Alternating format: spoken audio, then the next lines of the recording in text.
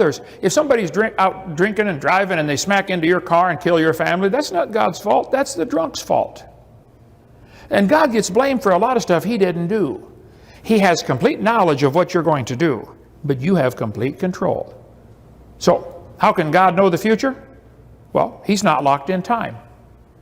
This is not 2017 in heaven. There's no time there at all. And one of the first things you do when you get to heaven, take your watch off and fling it over the side. You won't need it anymore. There's no time up there.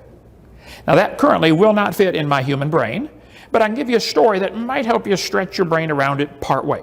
Suppose we decide to go rafting down through the Grand Canyon. We get a raft, we take off, head down the Grand Canyon. I've done that before. It is really, really fun. How many have been to the Grand Canyon before? Okay. Half hour later, another group takes off in a new raft, and they're coming down through the same canyon. The river carries us along pretty fast, by the way. The Colorado River moves pretty quick through there. So we're rafting through the canyon. Every half hour, a new group takes off and goes down the canyon. Because it twists and turns and winds all over the place, none of them can see each other. But overhead, there's a helicopter. The guy in the helicopter has cell phone or walkie-talkie, and so do all of us in the rafts. We can all talk to the guy in the helicopter, and he can talk to all of us, and he can see all of us at the same time, even though some are miles away from each other. That river would be like time. We are stuck in 2017. God's not. We all got radios to talk to this pilot and get advice. So you go around a curve in the river, you come up and you look ahead, and one side looks real smooth, the other side looks real rough and rocky. The river splits over some rocks. So you call the pilot and say, "Pilot, it looks real smooth on the left, looks kind of rough on the right. Should I stay to the left or stay to the right?" And he says, "Stay to the right." You say, "No, I don't think you heard me. It looks smooth on the left. It's rough on the right. Should I go left or go right?" He says, "Stay to the right." You say, "You don't understand, sir. It is smooth on the left."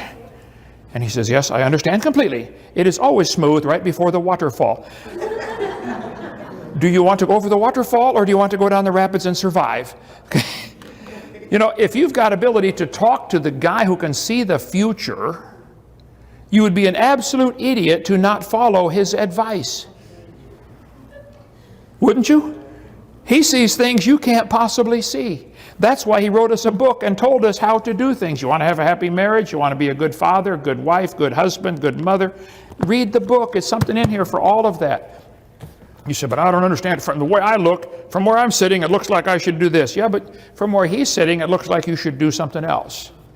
Read the book and do it. It's not complicated. So the God who knows the future, he knows the end from the beginning. He wants to guide us. But we don't turn the radio on and talk to him. And if you go over the cliff, don't blame God. Ask him, "Lord, stay to the left or stay to the right?"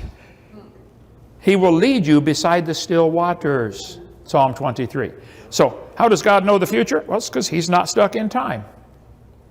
This is a crazy thought. Somebody told this to me 6 months ago. I've been thinking about it ever since. I can't get it out of my head. He said, "Kent, did you know God's already been to your funeral?" Wow. He's already been to your funeral, by the way. We're stuck in time, not him. Okay, so how old is the earth?